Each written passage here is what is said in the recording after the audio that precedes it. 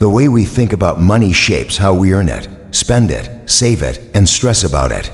Money is not just paper, numbers, or a tool of exchange. It's a mirror of our beliefs, habits, fears, and desires. To control money, one must first understand how the mind relates to it.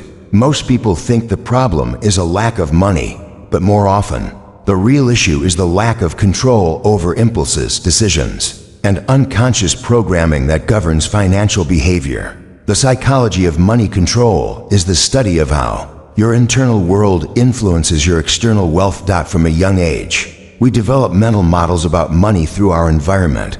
A child raised in scarcity learns to fear spending and clings to money out of anxiety. Another child who sees money spent recklessly may grow into an adult who replicates the same pattern, regardless of income level. Money doesn't change people, it reveals who they already are. That's why people who win the lottery often return to the same financial state within years, without rewiring your beliefs. More money won't solve anything, it might just magnify the dysfunction. Money doesn't change who you are, it reveals who you are. That statement cuts through the illusions many people carry about wealth and identity. We often believe that having more money would make us better, happier, or more powerful. But the truth is, money only amplifies what already exists within. If a person is generous, they will likely be even more generous with more money. If someone is reckless, impulsive, or insecure, more money will not erase those traits, it will magnify them. The way you behave with $10 is often the same way you'll behave with 10,000 or 10 million. This is why understanding the psychology of money control is not just about financial strategy. It's about emotional intelligence, self-awareness, and deep personal reflection. The behaviors we express with money are tied directly to our beliefs, many of which we absorbed without questioning. These beliefs were shaped by our upbringing, culture, traumas, and early experiences. If someone grew up watching money cause stress, arguments, or shame in the household, they may associate money with pain. If someone was raised in an environment where money was scarce, they may develop a scarcity mindset, always feeling there isn't enough, even when they have plenty. These unconscious scripts drive behavior, often without the individual realizing it. So when more money enters their life, they behave in ways that reflect those deeply embedded beliefs, not in ways that logically make the most sense. That's why so many people experience self-sabotage when they come into money quickly. Whether it's lottery winners, athletes, or successful entrepreneurs, a pattern often emerges: sudden financial gain followed by financial ruin. It isn't because they were doomed or cursed. It's because they never developed the internal structure to manage wealth. Their emotional patterns, spending habits, and self-worth were still rooted in who they were before the money came. So, instead of using wealth to build stability, freedom, and growth, they unconsciously return to familiar behaviors that bring them back to square one. Money didn't fail them, their mindset did. On the other hand, someone who has cultivated discipline, gratitude, and long-term thinking may have very little money, but still behave like someone who is financially free. They track their expenses, live below their means, invest wisely, and avoid unnecessary debt. These habits are not dependent on income, they are dependent on identity. And that identity determines whether money becomes a tool or a trap. When you see yourself as someone who is in control, patient, and intentional, money will respond to that mindset. You will use it to build, not destroy. You will respect it without worshiping it. And you will understand that it's not your identity, it's just a resource. Money also reveals your emotional triggers. Many people spend when they're stressed, bored, anxious, or trying to prove something. The object being bought isn't the real issue, it's the feeling they're chasing. A person may buy expensive clothes not because they love fashion, but because they feel insecure and want validation. Another person may overspend on others not from generosity, but from a fear of rejection. These patterns are not about the money at all, they are about emotional wounds that need healing. When you learn to pause and ask yourself why you're spending, you begin to shift from unconscious reaction to conscious choice. That's where real power lies. We also see how money reveals your values. What you prioritize financially shows what you truly care about, regardless of what you say. If you claim health is important, but spend nothing on good food, exercise, or rest. Your spending tells the real story. If you say your family matters most, but most of your money goes toward status symbols, your financial behavior contradicts your words. When you align your money with your values, you feel more fulfilled even if you're not wealthy by the world's standards. That alignment brings peace, while misalignment creates tension, guilt, and regret. Control over money starts with self-honesty. Are you spending to feel important? Are you saving out of fear, not strategy? Are you ignoring your finances because you're overwhelmed or ashamed? The answers to these questions open the door to transformation. There's no shame in having unhealthy money patterns. We all inherited beliefs, habits, and emotions we didn't consciously choose, but there is great power in recognizing them and choosing a new path. That's how you shift from being ruled by money to ruling over it. One of the biggest illusions is that people with wealth are always smarter, happier, or more disciplined. In reality, many are trapped in cycles of fear, comparison, and anxiety. They worry about losing what they have, about being judged, or about constantly needing more to feel satisfied. Meanwhile, someone with modest means, but deep contentment may feel richer emotionally again. Money reveals what's already within. If you are ungrateful with little, you'll be ungrateful with a lot. If you are peaceful with little, you can be peaceful with more. The key to mastering money control is not to chase more for the sake of more. It's to understand your own psychology deeply, to know your emotional patterns, your spending triggers, your beliefs about worth, and your longings for approval or freedom. When you can look at your financial choices without excuses, defensiveness, or blame, you start to reclaim your power. You stop being a victim of your past or your environment. You begin to lead your financial life with purpose and clarity. Money, in itself, is neutral. It's a blank slate. It carries no emotion, no morality, no identity. All of those things come from you. Your fears, your hopes, your desires, all of them get projected onto money. That's why controlling money is impossible without first understanding yourself. When you heal your inner world, your outer world, including your finances, begins to reflect that healing. So before you focus on budgeting, investing, or earning more, ask yourself deeper questions. Who am I with money? What do I believe about wealth, success, and freedom? What patterns have I inherited? And which ones do I want to break? How does money make me feel and why? These questions don't have quick answers, but they do lead to lasting transformation. Because in the end, the goal isn't just to have more money. It's to become someone who is truly free, and that freedom starts within. Emotional spending is a reaction to inner discomfort, not external need.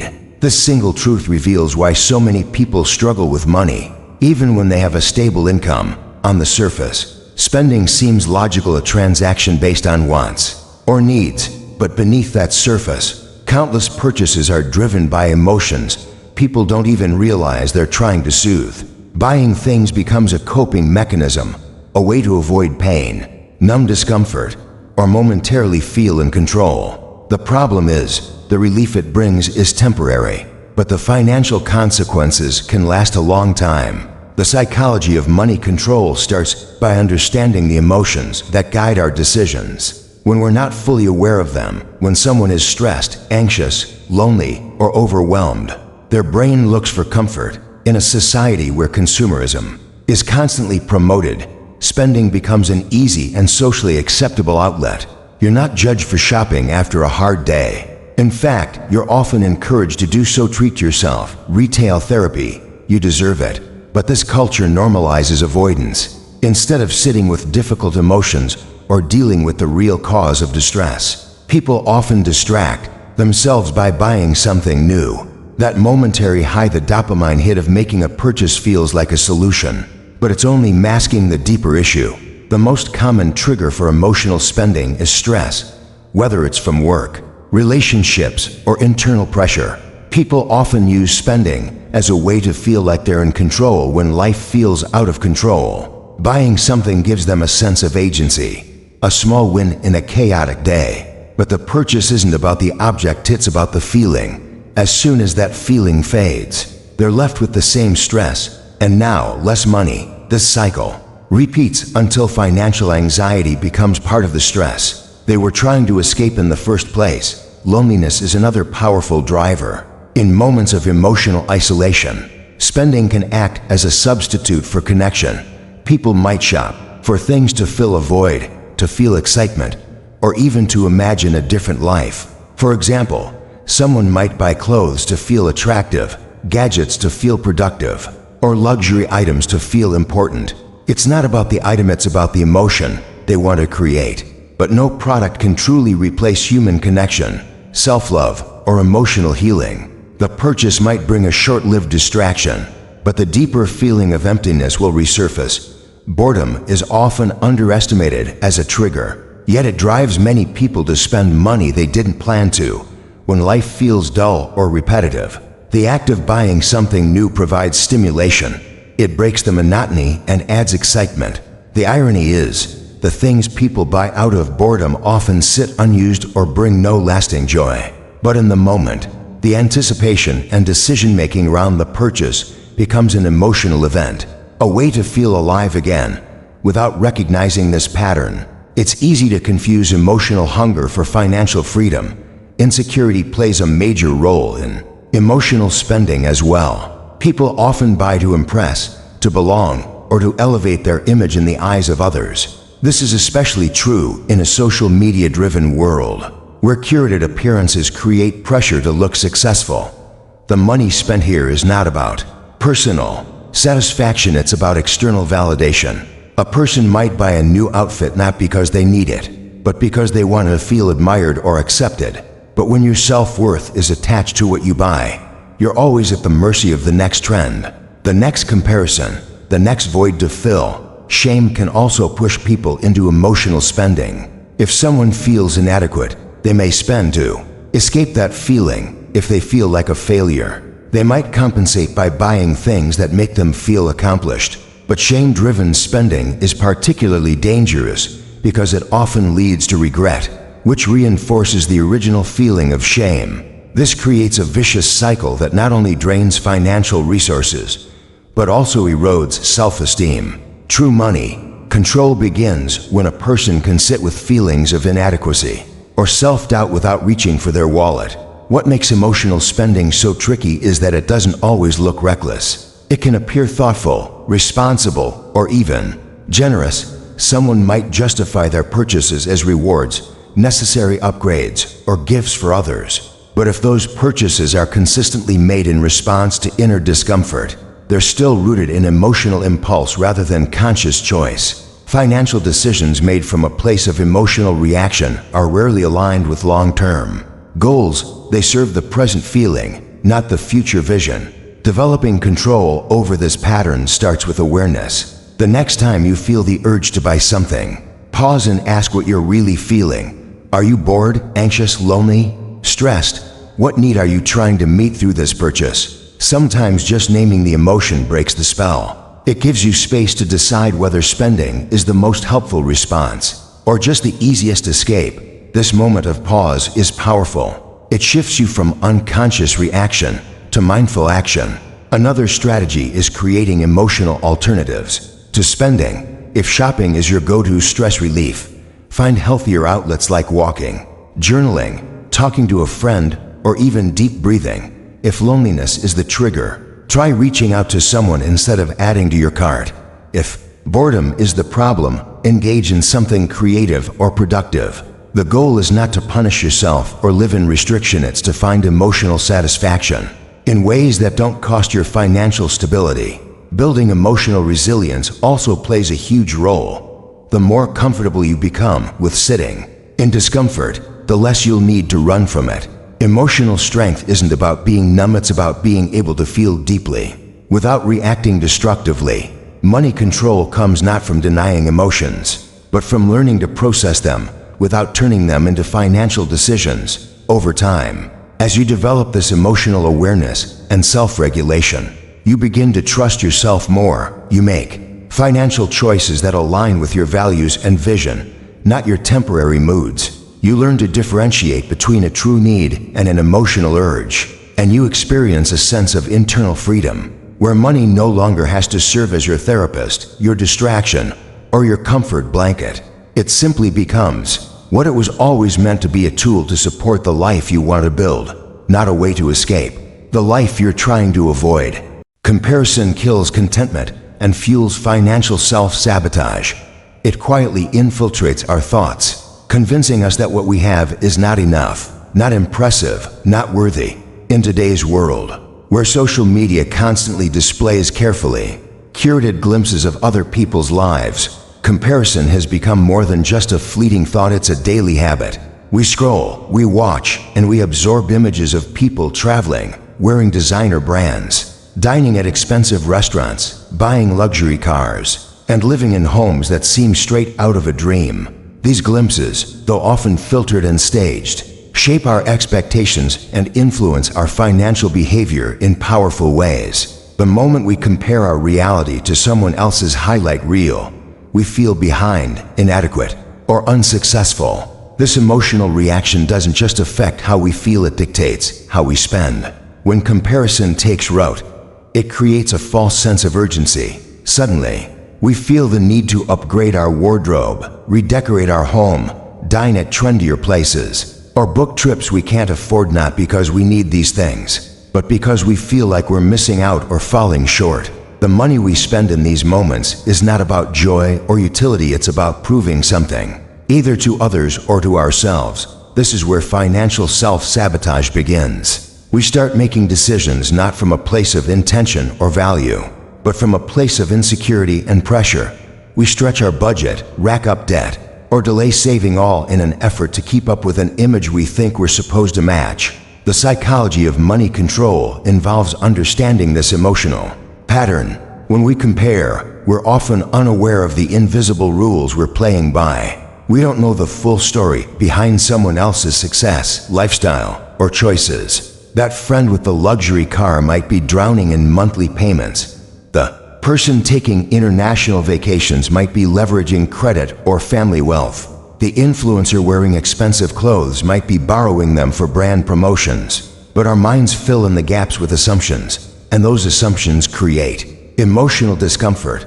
To resolve that discomfort, we spend. We try to match the image, thinking it will bring the same happiness we assume others are feeling. What makes comparison so dangerous is that it doesn't have an endpoint. There's always someone with more money, more success, more beauty, more status, and because of that, the feeling of being less than never truly goes away unless you confront the root of it. Financial peace doesn't come from winning a comparison game. It comes from stepping out of the game entirely. That begins by recognizing your own values, your own goals, and your own version of success. Until you define these for yourself, comparison will continue to write your financial script. Contentment is not passive, it's a conscious decision. It's the ability to say, what I have is enough for the life I'm building. It doesn't mean you stop striving or growing, it means you stop measuring your worth based on someone else's highlight reel. It means spending based on what brings you peace, not what gets you praise. The moment you reclaim that mindset, your money decisions become clearer, stronger, and more sustainable. You stop spending to impress and start spending with purpose. Self-sabotage in finances often shows up in subtle ways. You convince yourself a purchase is necessary when deep down you know it's to boost your image. You delay saving because you want to look successful now rather than build real success over time. You avoid facing your budget because it doesn't reflect the life you wish you had. These behaviors may feel small, but over time they erode your financial foundation. And the irony is, they never truly satisfy.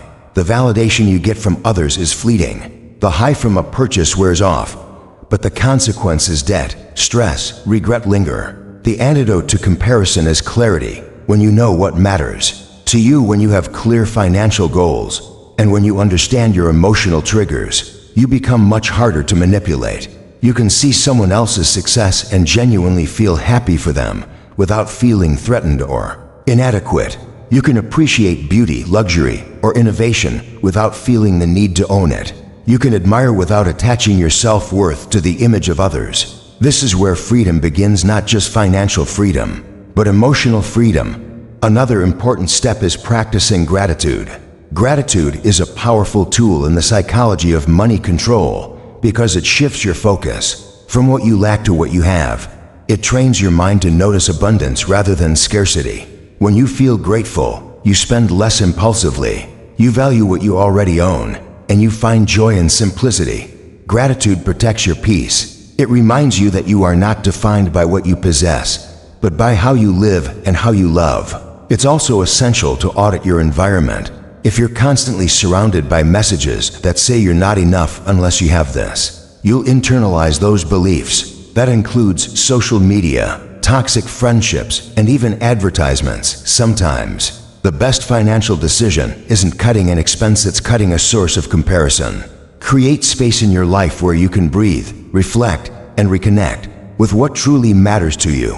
Your money deserves to be directed by your values, not by social pressure. Comparison can also damage your relationship with others. When you're focused on keeping up, it's hard to feel genuinely connected. You start seeing friends as benchmarks, not companions. You feel envy instead of joy. You compete instead of support. But when you're grounded in your own journey, you can engage with others authentically. You don't need to pretend. You don't need to posture. You can be real, and in that authenticity, both your relationships and your finances flourish. The most powerful realization is this: you are already enough. Your worth is not measured in what you own or display. It's measured in how you show up in your life, how you treat others, how you manage your responsibilities, and how aligned you are with your truth. Financial control is about more than numbers. It's about emotional honesty. It's about saying, I don't need to spend money to feel valuable. I already am. When that belief becomes your foundation, your financial decisions start to reflect stability, strength, and purpose. Comparison will always exist in the world, but it doesn't have to exist in your mind. You can choose to honor your own path, build your own goals, and create a financial life that brings real peace. That choice doesn't start in your wallet, it starts in your mind. And once you take back control of that space, your money begins to follow. Delayed gratification is the foundation of lasting wealth. It is the ability to resist an immediate reward in favor of a greater reward later. In a world that thrives on speed, convenience, and instant pleasure, this principle feels increasingly rare. But behind every story of sustainable financial success is a person who learned to wait, to plan, and to prioritize the future over fleeting satisfaction. Delayed gratification is not just a behavioral choice, it's a psychological skill.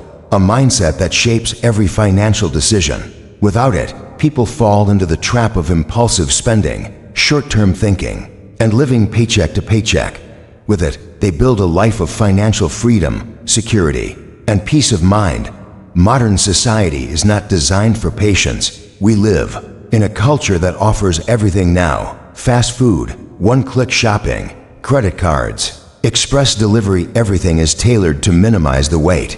This has trained our brains to expect quick rewards. We get used to the dopamine rush of instant purchases, and over time, we lose the ability to tolerate discomfort, to sit in anticipation, to work and wait for something bigger. This mindset spills into our finances in dangerous ways. When people don't practice delayed gratification, they prioritize feeling good today over being secure tomorrow. They buy things to feel better, to look successful, to satisfy an urge without considering how those choices impact their long-term goals. Credit culture feeds this problem. With a few swipes or clicks, anyone can have what they want now and worry about the cost later. This separates the pain of paying from the pleasure of receiving, making it easier to spend irresponsibly. But those purchases accumulate, and what felt like a small indulgence becomes a mountain of debt. The psychology of money control teaches us that avoiding short-term discomfort leads to long-term consequences, while embracing short-term discipline leads to long-term rewards. Every time a person chooses to delay gratification, they are building the muscle of financial self-control, and that muscle is what holds the structure of wealth together. Wealth isn't about how much money comes in, it's about how much stays and grows. Delayed gratification is what allows saving to happen, what makes investing possible, and what sustains discipline in times of temptation.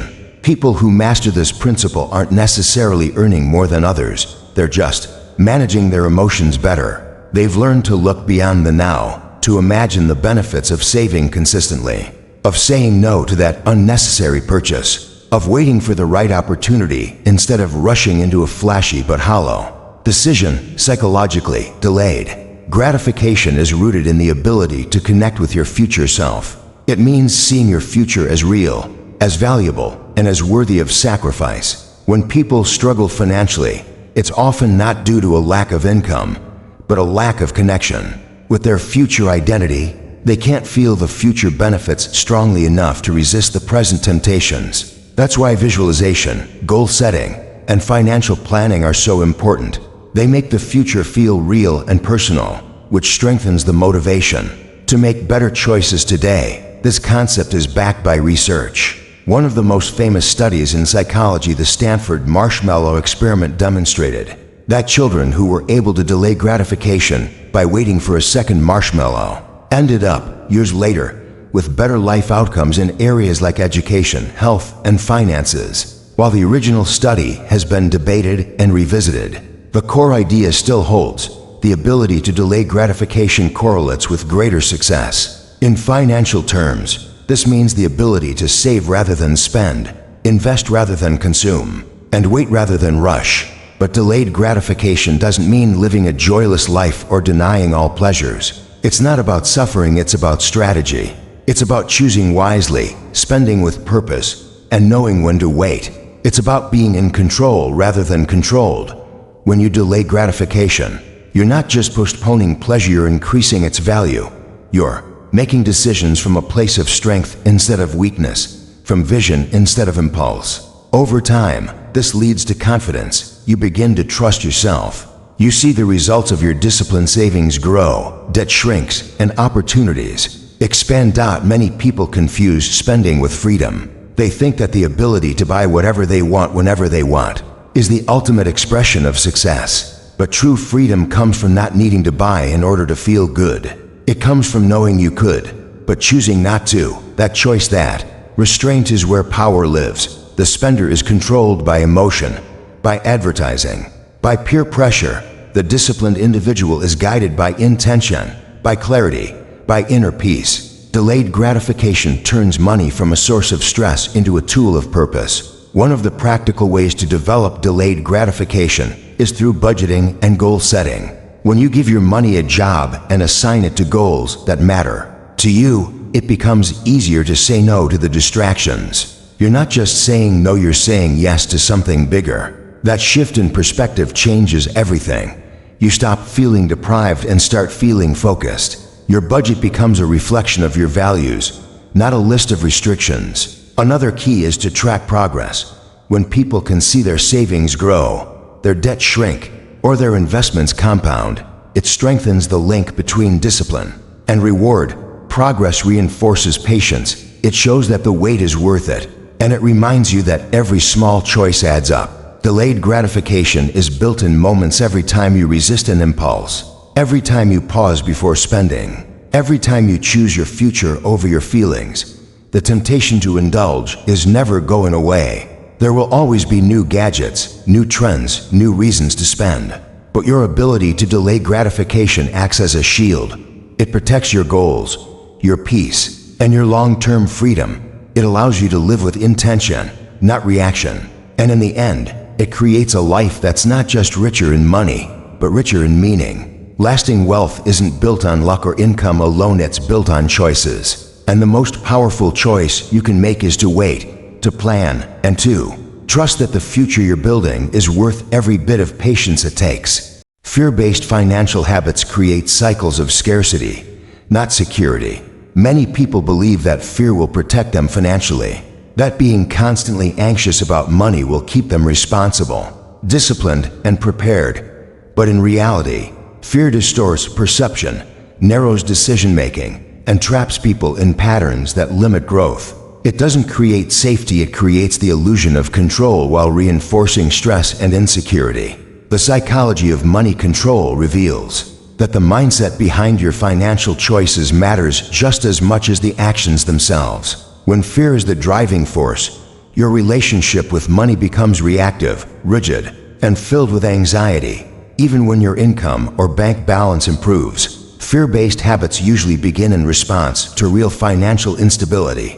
If someone grows up in poverty, lives through economic hardship, or experiences a major loss like bankruptcy or job loss, their nervous system wires itself to anticipate financial danger. This wiring becomes a lens through which all money decisions are made. Even when life becomes more stable, the person may still behave as if crisis is around the corner. They might hoard money excessively, refuse to invest, or avoid any financial risk, not out of logic, but because fear whispers that something bad is always about to happen. This constant state of emotional tension doesn't lead to peace, it leads to paralysis. People trapped in fear-based financial patterns often believe they're being responsible. They may even be praised for their frugality or caution, but beneath those behaviors is often a deep mistrust of life, a belief that there's never enough, and that any wrong move could lead to ruin. This belief system creates a scarcity loop. The more they fear losing money,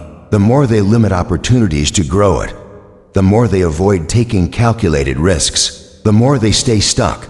Over time, even abundance can feel like lack because their mindset can't register security, it only sees threats. Avoidance is another common symptom of fear. Some people are so overwhelmed by financial fear that they stop looking at their bank accounts, avoid budgeting, ignore bills, and resist making any financial plans. They believe that if they don't face it, they won't feel it.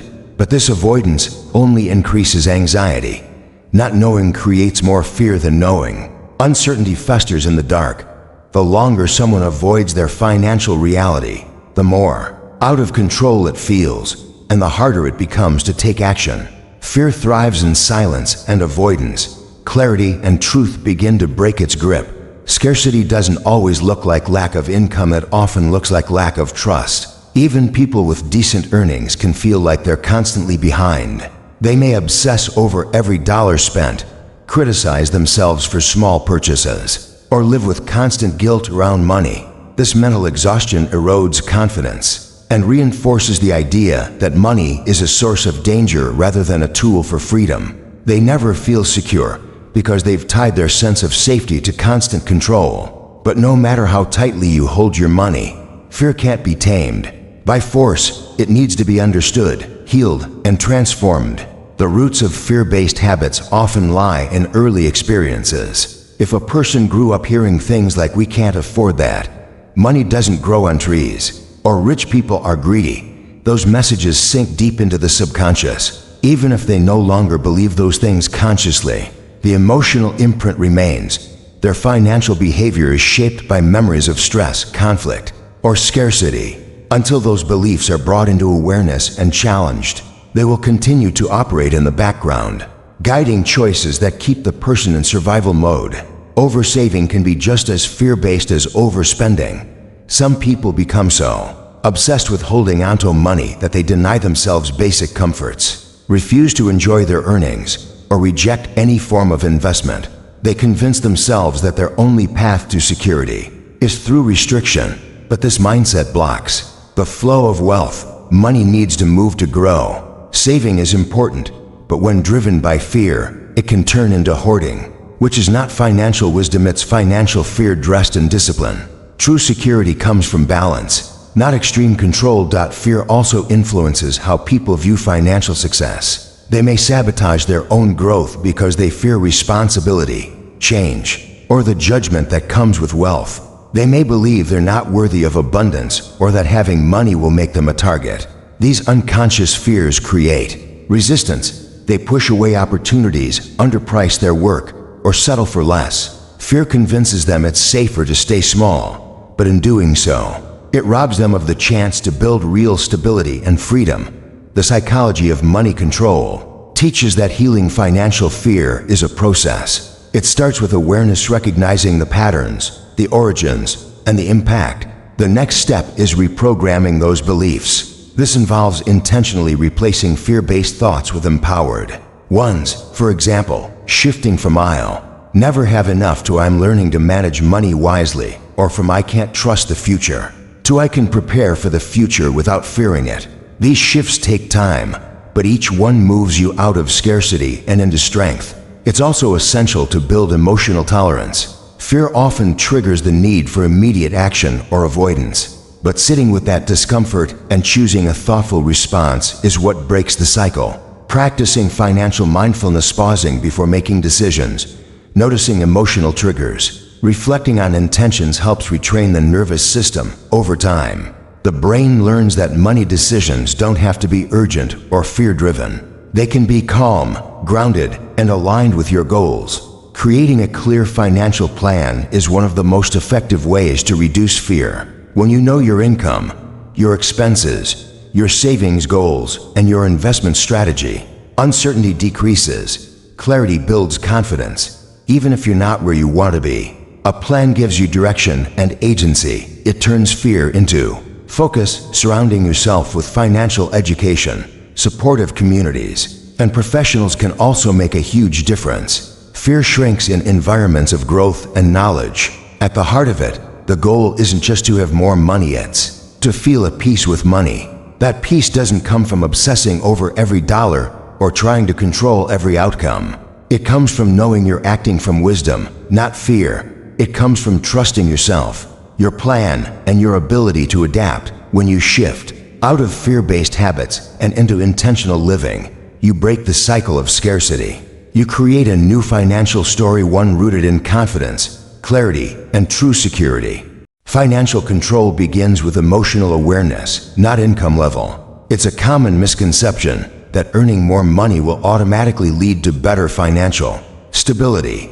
But the truth is, without emotional understanding and self-awareness, even a high income can slip through your fingers. Many people live under the illusion that financial problems are income problems, while having enough money to cover basic needs is important. The core of money control lies in how you feel, think, and behave around money. Emotional patterns, often unconscious, shape your financial habits long before you consciously make a budget or plan an investment. Until those patterns are understood, no amount of income can create lasting security. Money is never just about numbers. It's about feelings: fear, guilt, pride, shame, anxiety, or even joy. Your financial behavior is often a direct reflection of your emotional world. If you feel unworthy, you might overspend to compensate. If you feel insecure about the future, you might hoard money without ever enjoying it. If you associate money with love or approval, you might give more than you can afford just to feel accepted. These emotional drivers are powerful, and they don't disappear when your paycheck gets bigger. In fact, they often grow. More money gives you more opportunities to act out unresolved emotional patterns on a larger scale, and with bigger consequences. Emotional awareness in finance means knowing why you do what you do with money. It means asking yourself, what am I feeling right now, before making a purchase or investment. It means recognizing when you're spending to escape stress, when you're saving out of fear, or when you're avoiding financial planning because of overwhelm. These moments of reflection are the building blocks of financial control. Without them, you're reacting instead of responding. You're letting your emotions dictate your money, instead of using money as a tool aligned with your goals.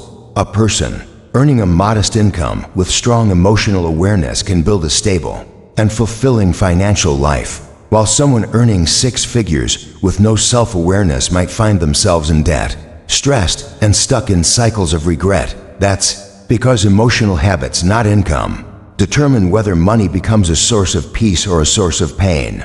Habits like spending when triggered, ignoring bills when overwhelmed, or making impulsive decisions based on ego can undermine even the strongest financial positions. Emotional awareness brings clarity to these patterns and empowers you to shift them. Many people avoid their emotions around money because they're uncomfortable. They might feel guilt for past mistakes, shame for not knowing better, or fear about what they'll find if they look too closely.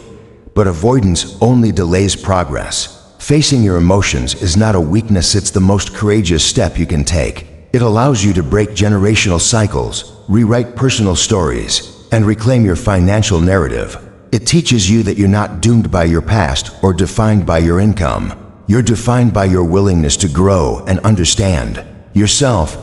People who develop emotional awareness around money begin to recognize their triggers. They notice how marketing plays on fear and insecurity, They see how their moods affect their spending. They become conscious of when they're buying for approval, validation, or distraction. This awareness gives them choice. Instead of reacting automatically, they can pause, reflect, and decide what action aligns with their long-term goals. That pause is powerful. It interrupts cycles of impulsive behavior and builds the foundation for intentional living. Another crucial aspect of emotional awareness is self-compassion. Many people judge themselves harshly for financial mistakes, which leads to more avoidance and less clarity. But money control doesn't grow in the soil of shame, it grows in the space of understanding. When you can say, "I overspent because I was stressed, and now I'm learning to handle stress differently," you open the door to transformation. You stop being your own enemy and become your own ally. That inner shift changes how you approach everything from saving to spending to investing.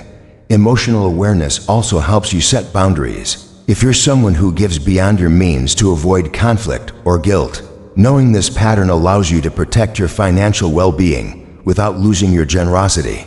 If you feel pressured to match other people's lifestyles, emotional awareness reminds you that your value isn't tied to appearances. It allows you to say no without apology and yes without fear. This strength doesn't come from income, it comes from knowing yourself. Budgeting, saving, and investing are technical skills, but emotional awareness is the foundation that makes those skills effective. A budget is just a list unless you understand why it's hard for you to stick to it. Saving is just a number unless you understand what fear or impatience is keeping you from committing. Investing is just a concept unless you've addressed the anxiety that makes you avoid taking any risks. Every practical financial action is connected to an emotional reality. The more you understand those emotions, the more control you gain. The myth that more money solves everything leads many people to focus only on increasing income, while ignoring the emotional patterns that caused their stress to begin with.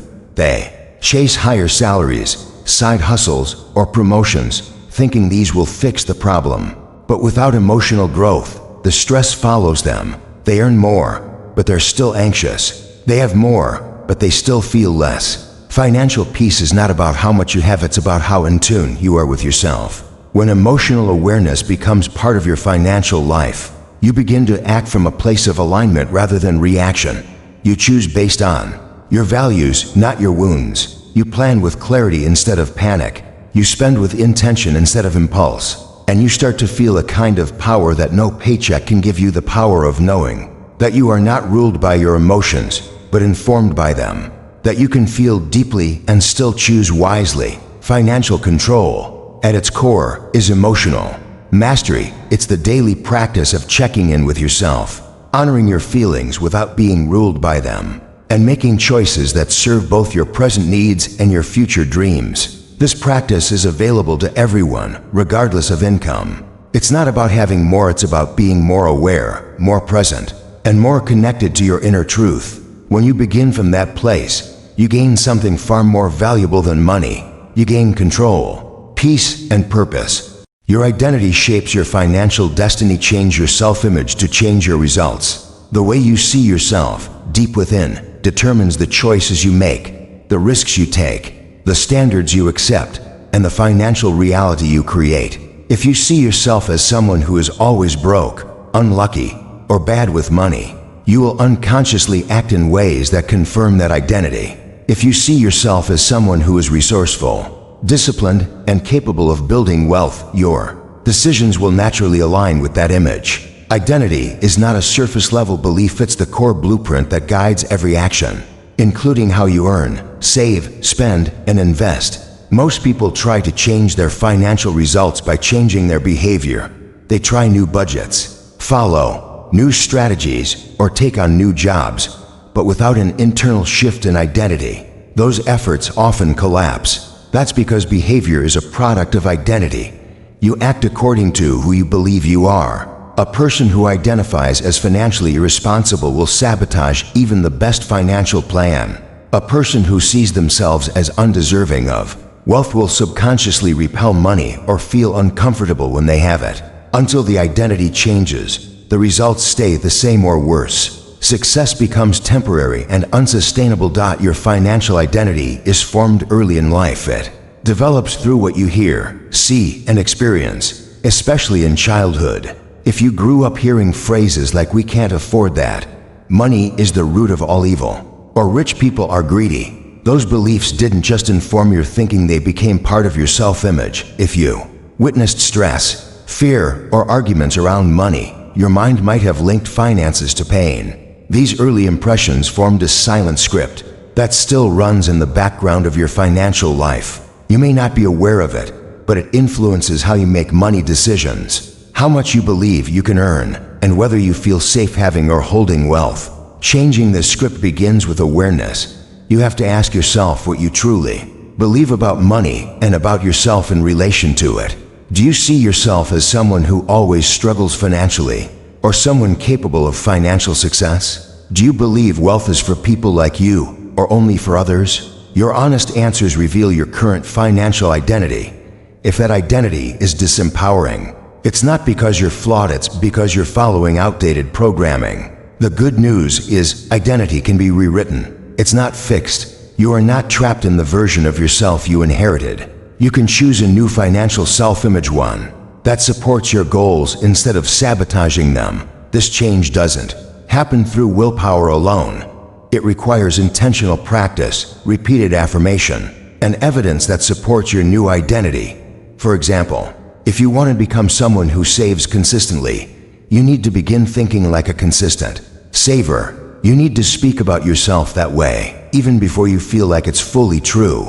"I'm the kind of person who manages money well. I prioritize long-term goals over short-term impulses." These statements may feel uncomfortable at first, especially if your past behavior contradicts them. But with repetition, the brain begins to adopt the new narrative. When your identity shifts, your behavior follows more naturally, not through force, but through alignment. Visualization is another powerful tool for changing financial identity.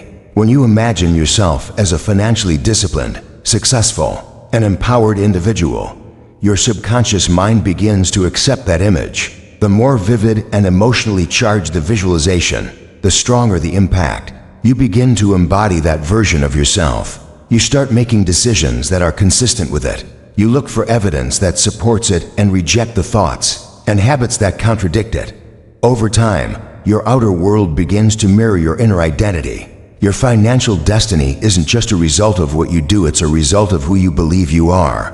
This belief shapes your financial ceiling. If your identity says "I'm only capable of making just enough," you'll resist opportunities to earn more. You'll stay in comfort zones, undervalue your skills, or doubt your potential. If your identity says "I'm someone who never has savings," you'll find a way to drain your account, even after months of effort. These self-fulfilling prophecies are not fate, they're reflections of internal beliefs. By changing your self-image, you expand your financial capacity. You open yourself to new strategies, greater risks, and higher rewards. One of the most important aspects of financial identity is how you handle setbacks. If you see yourself as a failure, every financial mistake becomes proof of your worthlessness. But if your identity is rooted in resilience and growth, you view setbacks as lessons, not judgments. You recover faster, learn more, and stay committed. The difference is not in intelligence or talent, it's in how you see yourself. Your identity dictates whether you bounce back or break down. Surrounding yourself with people who reflect your desired identity can also accelerate the shift. If you want to become someone who values financial discipline, spend time with those who already embody that. Their behaviors, language, and mindset will influence you. Identity is shaped not just internally, but socially.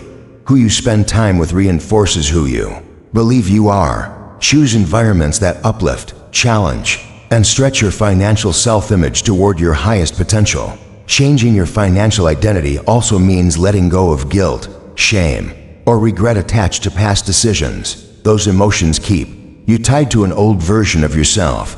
They whisper that you can't change, that you're not trustworthy with money, that you'll always mess it up. But that voice is not your truth, it's your history. And history doesn't have to dictate your future. You can acknowledge past mistakes without identifying with them. You can forgive yourself and decide who you want to become from this moment forward. Financial control, at its deepest level, is identity control. When you become the kind of person who respects money, manages it with care, and believes in your ability to grow it, you naturally begin to attract and keep more of it. This isn't magic, it's the result of alignment. Your thoughts, emotions, and actions begin to support one another. Your choices stop being battles against old habits and start becoming expressions of who you are becoming. Every dollar you manage, every goal you set, and every decision you make is an opportunity to reinforce your new financial identity. It's not about being perfect, it's about being consistent. You become what you repeatedly believe, say, and do, and when that belief is rooted in strength, clarity, and possibility, your financial destiny begins to change in powerful, lasting ways. Self-worth is not determined by net worth. This truth is often overlooked in a society that glorifies material success and wealth accumulation as symbols of value.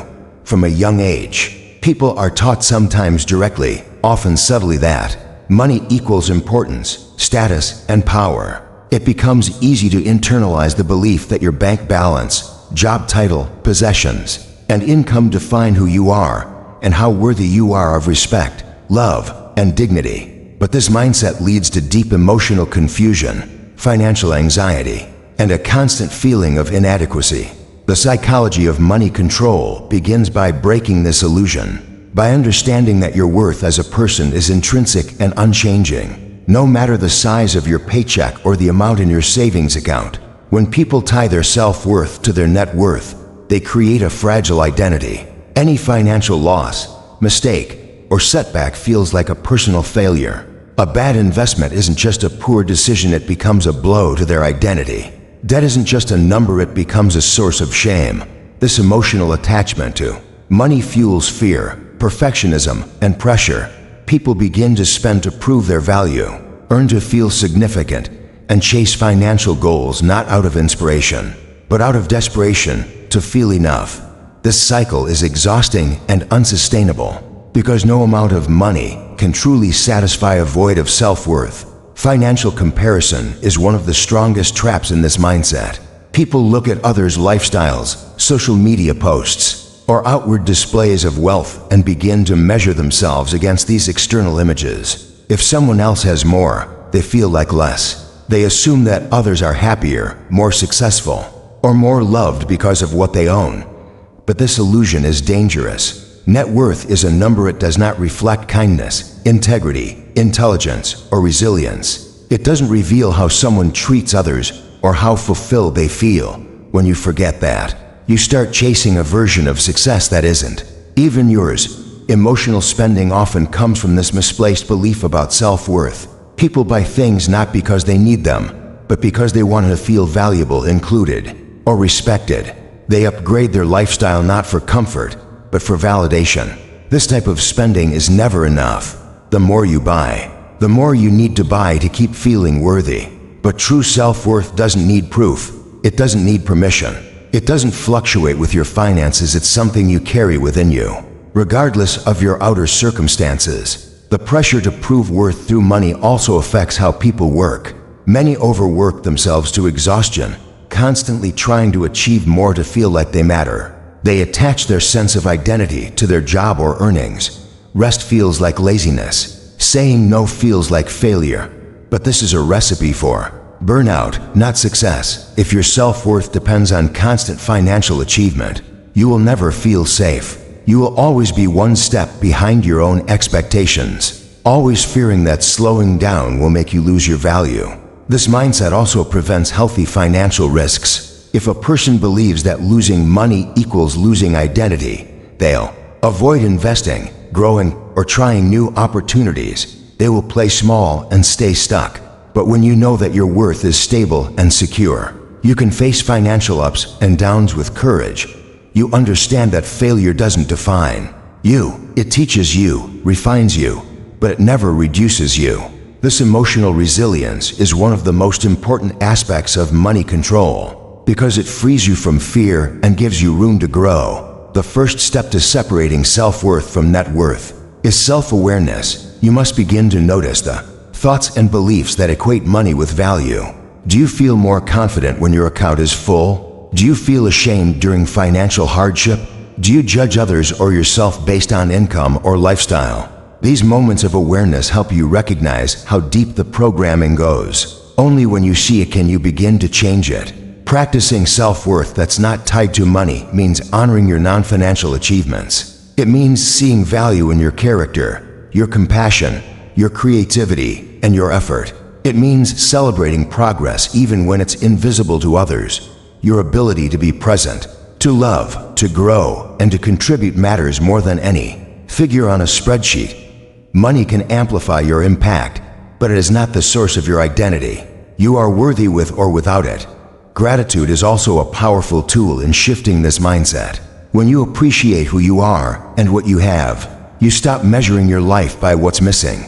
Gratitude grounds you. It reminds you that worth is not something to chase, it's something to recognize. It helps you detach from external validation and reconnect with internal peace. When you stop tying happiness to future financial milestones, you begin to experience joy in the present.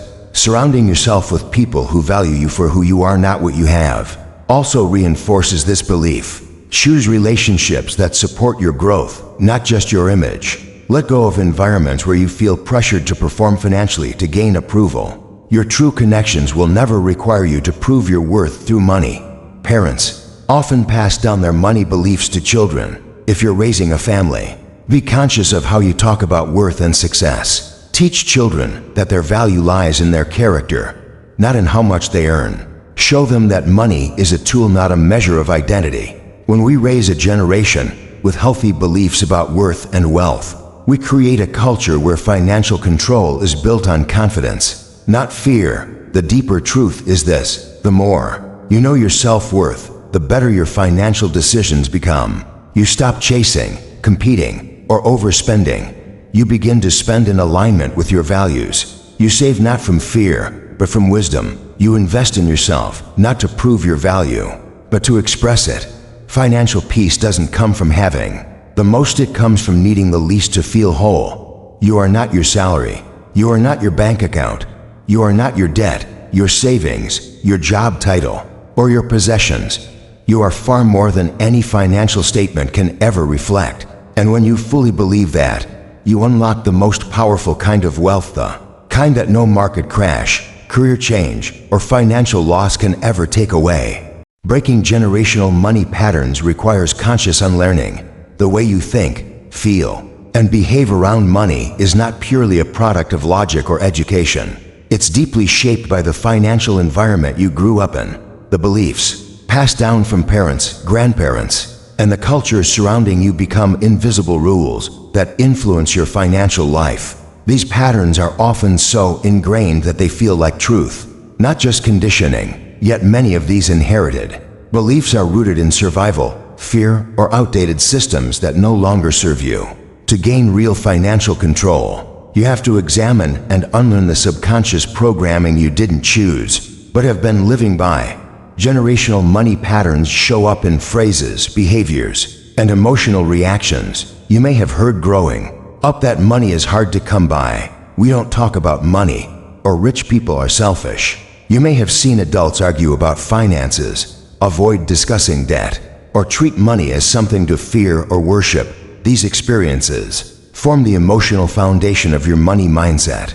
Even if you reject some of these beliefs intellectually, they may still influence your choices on a deeper level, causing guilt when you earn more than your parents did, anxiety when you try to save, or discomfort when you attempt to set financial boundaries. Unlearning these patterns begins with awareness. You must first identify what beliefs you've inherited and how they play out in your daily decisions. Do you avoid checking your bank account because it triggers stress? Do you feel unworthy of financial success because no one in your family ever had it? Do you sabotage your progress to stay connected to your roots or avoid judgment? These are signs of unconscious programming at work. Becoming aware of them doesn't mean blaming your family, it means recognizing that they, too, were shaped by their circumstances. The goal is not to criticize the past, but to choose your future with intention. Once you recognize the patterns, the next step is to question them. Ask yourself if these beliefs are objectively true or if they were formed through specific experiences. Just because your parents struggled doesn't mean you must. Just because money was a source of stress in your household doesn't mean it has to be in your life. Financial freedom is not just about accumulating wealth, it's about releasing the emotional baggage that keeps you tied to scarcity, fear, and guilt. You have permission to think differently, act differently, and create a new narrative. Conscious unlearning requires consistent, intentional work. It's not enough to know that a belief isn't serving you. You have to replace it with one that does. That means developing a new money identity. If you grew up believing that money was dangerous or that asking for more was greedy, begin affirming that financial growth allows you to contribute more, provide more, and live with greater peace. Reprogram your mind by speaking, thinking, and behaving as the person you want to become, not the one you were taught to be. This process feels uncomfortable at first because you're disrupting old neural pathways. But discomfort is the sign that change is happening. Generational money trauma can also live in your nervous system. If you grew up in an unstable financial environment, your body may still respond to money conversations with tightness, panic, or avoidance. Healing this requires more than mindset work, it requires emotional regulation. Practice grounding techniques, breath work, or journaling to soothe your nervous system during financial stress. When your body feels safe, your mind becomes more open to new beliefs. You begin to build trust not just in money, but in your ability to handle it wisely and calmly. One of the most powerful tools in breaking generational patterns is financial education. Many families avoid money conversations, leaving children to learn through observation or guesswork. As an adult, you can choose to change that by educating yourself, learning about budgeting, saving, investing, and mindset. Knowledge replaces fear with clarity. It empowers you to make informed decisions and break cycles of ignorance or confusion. And when you begin to understand the how, you're less controlled by the why that kept you stuck. Community also plays a crucial role. Surround yourself with people who challenge your old beliefs and support your growth. This might mean finding mentors, joining financial empowerment groups, or simply having open conversations with friends who are also on the path of healing and transformation. When you're in environments that normalize financial health, it becomes easier to embody it yourself. You no longer feel like an outsider for choosing differently. You feel supported and inspired. Sometimes, breaking generational patterns involves grief. As you grow financially, you may experience emotional distance from your family or culture. You may feel guilt for succeeding in ways your parents didn't. You may struggle with the weight of being the first to break through, first to graduate, first to build wealth, first to invest. These emotions are valid. Honor them, but don't let them stop you. Your growth is not a betrayal of your past, it's an evolution.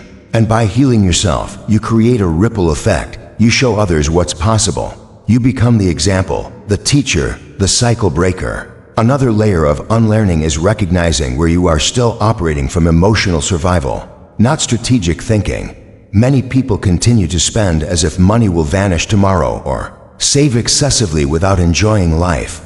These extremes are rooted in fear. True financial control is balanced. It allows for both discipline and joy, both saving and spending with intention. Learn to trust that you can make good decisions, that mistakes are part of growth. That security comes not just from money, but from your ability to handle it with awareness and care. Rewriting your financial story doesn't happen overnight. It takes time, compassion, and commitment. Some days, you'll feel like you're moving backward, but every moment of awareness, every shift in behavior, every honest conversation with yourself or others is progress. You're not just changing your life, you're changing the legacy that follows you. You're planting seeds of confidence, clarity, and empowerment for future generations. Your children won't have to unlearn what you are unlearning now.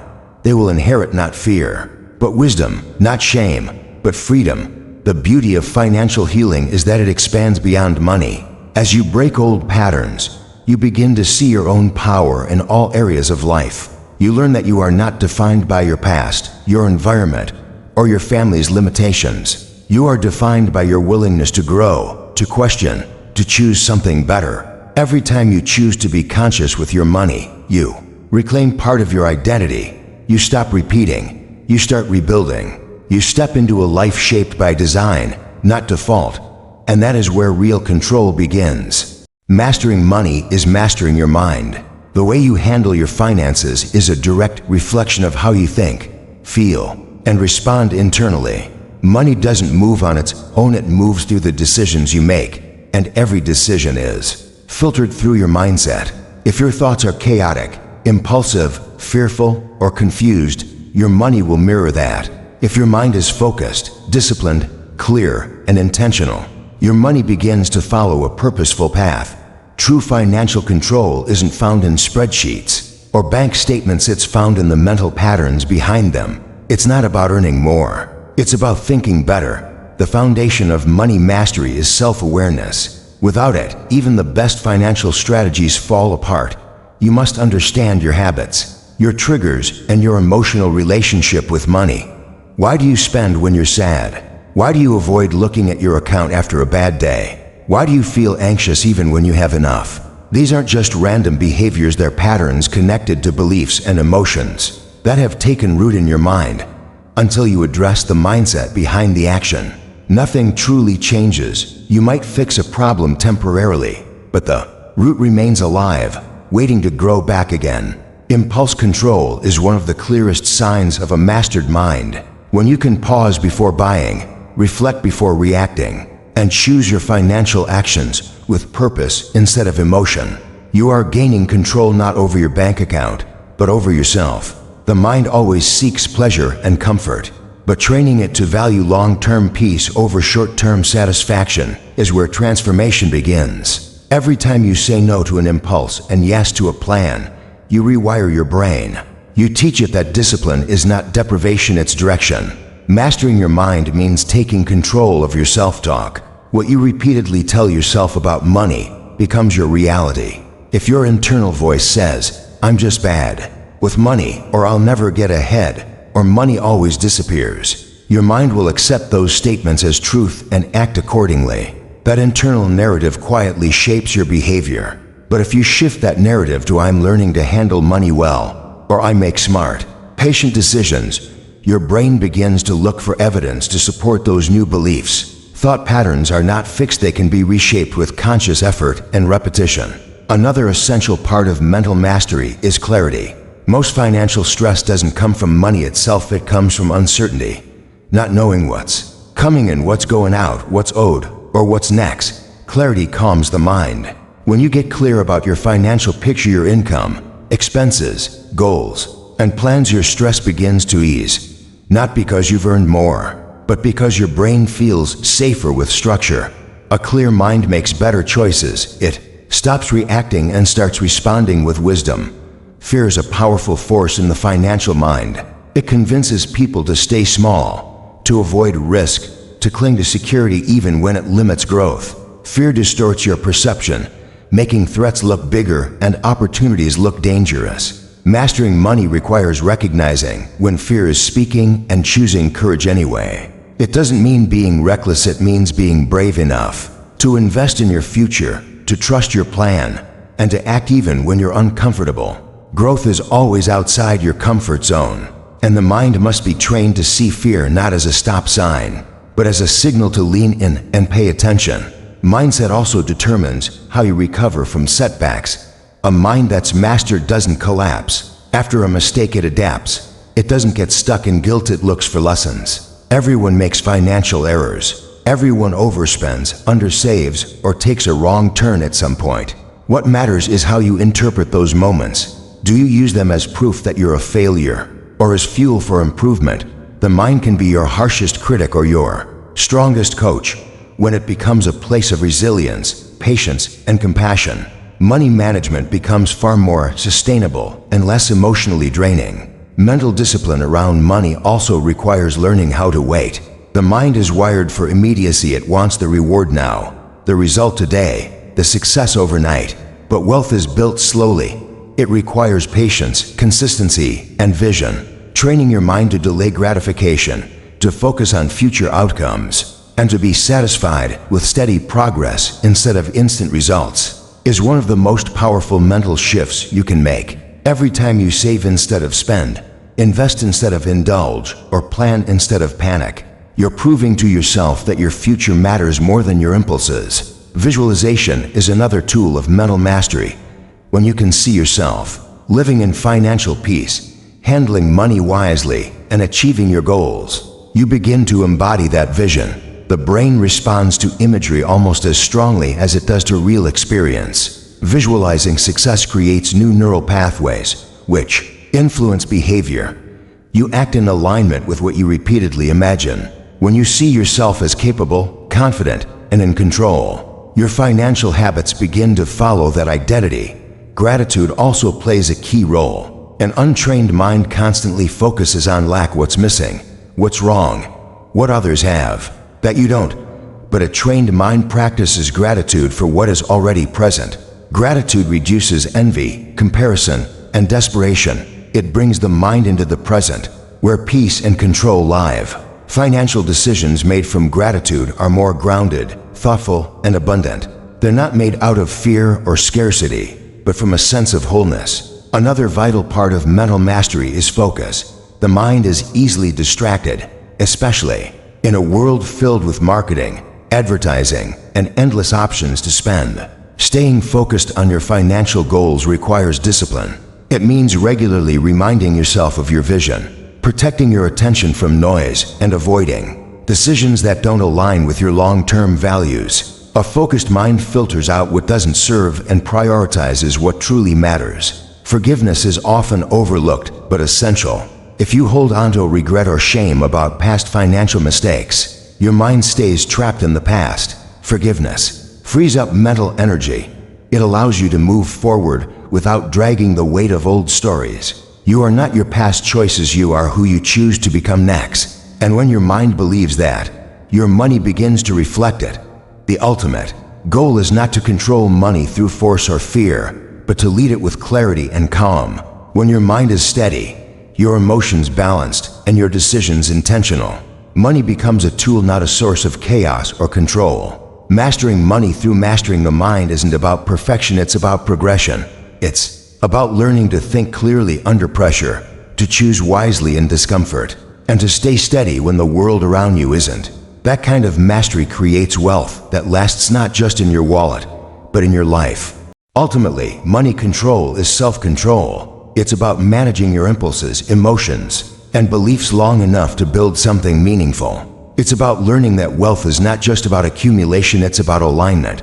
When your money choices align with your values, dreams, and identity, you experience peace. Not just financial peace, but emotional peace. The path to controlling money isn't found in external tricks, hacks, or gimmicks. It begins within. It begins with the decision to stop letting money control your emotions, self-worth, or decisions, and to start using it as a tool to build a life of purpose, freedom, and meaning. When you master the psychology behind money, you master your life.